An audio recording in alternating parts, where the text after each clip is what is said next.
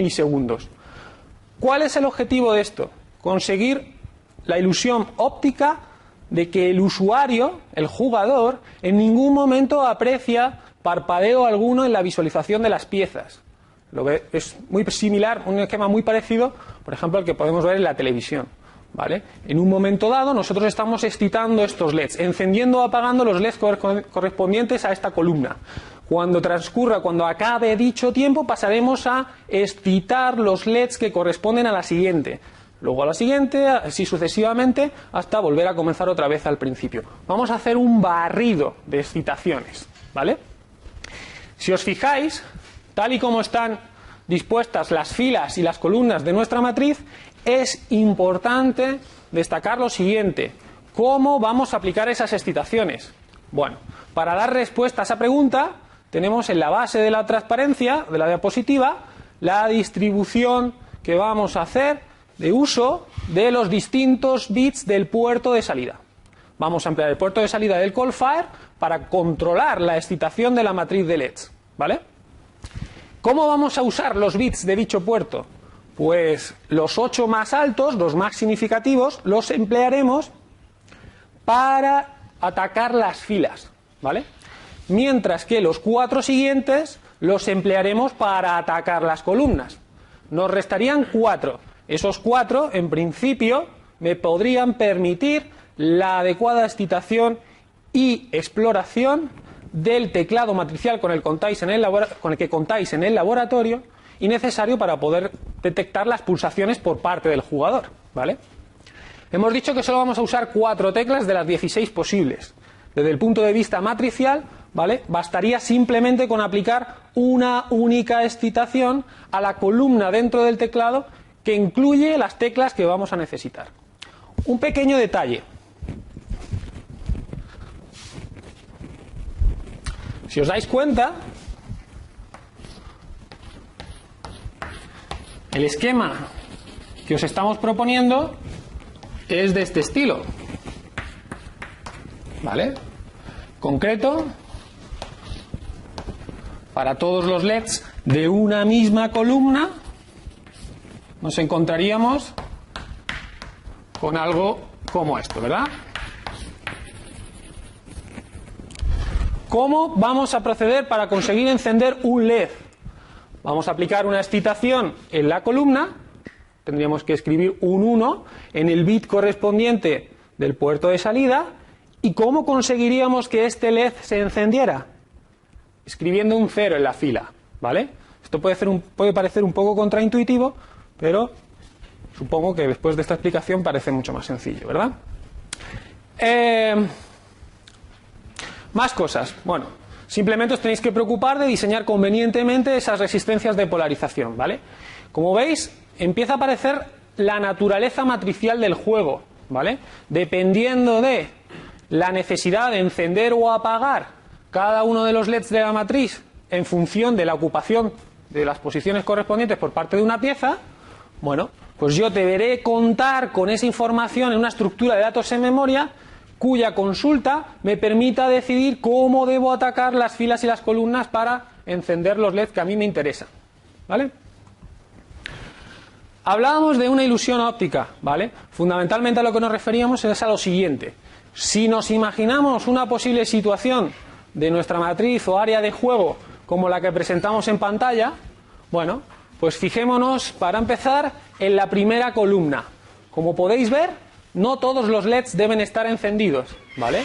Yo podría consultar cada una de estas posiciones y dependiendo de si corresponde encender o apagar el LED, imaginémonos una matriz bidimensional, ¿vale?, cuyas variables son binarias, ¿de acuerdo?, que pueden valer 0 o 1 correspondientes al estado encendido o apagado del LED asociado, ¿vale?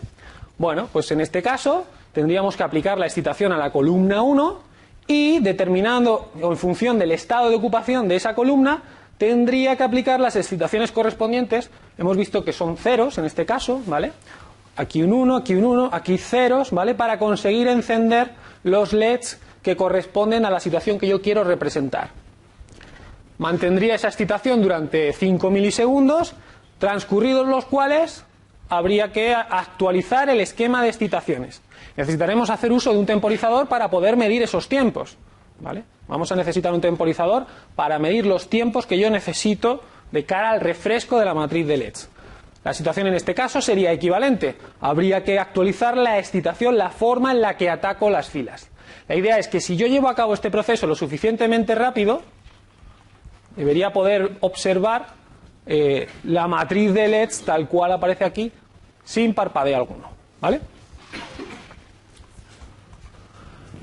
Bueno, todos venís de un laboratorio de programación, de una asignatura de programación donde habéis tocado Java, con lo cual el concepto de objeto os debe resultar familiar, ¿vale?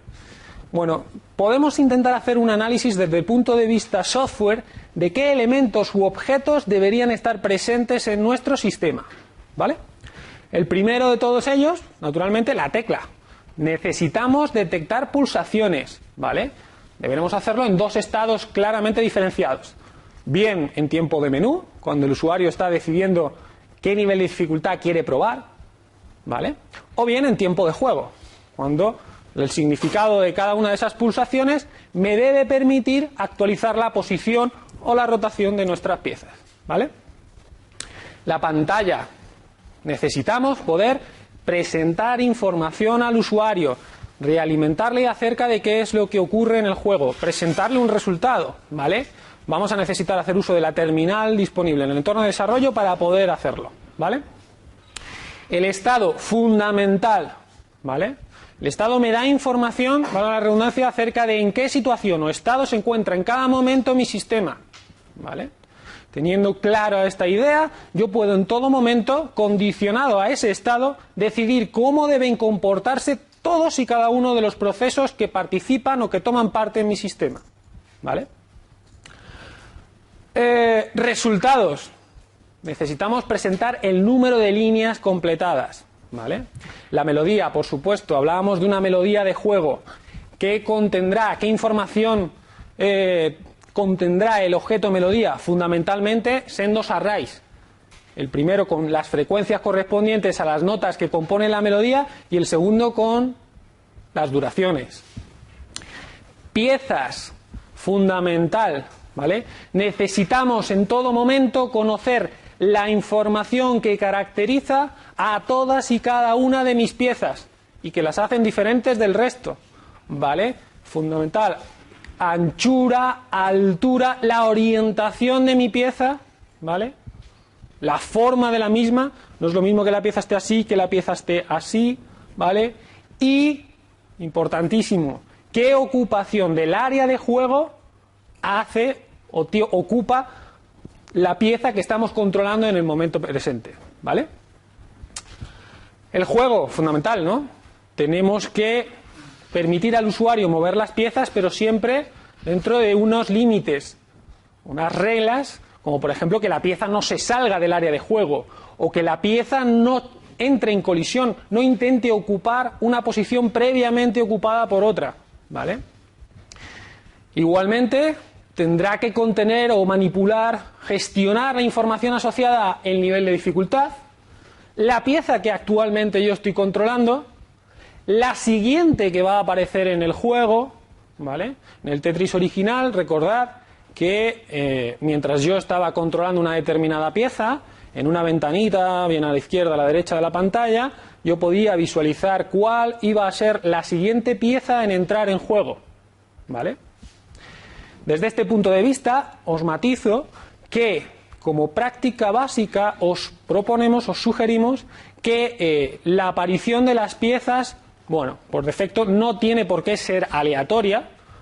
Básicamente podríamos disponer en un array todos y cada uno de los tipos de piezas que yo he diseñado, he definido para mi juego, y simplemente en cada nueva aparición ir eligiendo un tipo distinto de la pieza, ¿vale? Como mejora, os sugerimos la generación aleatoria o pseudo aleatoria del tipo de pieza a la hora de incorporar una nueva en el juego, ¿vale?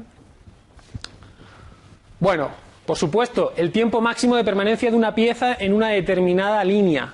¿Cuánto tiempo puede estar una misma pieza en una cierta línea antes de que pase a ocupar la siguiente? ¿vale? Proceso de caída automático.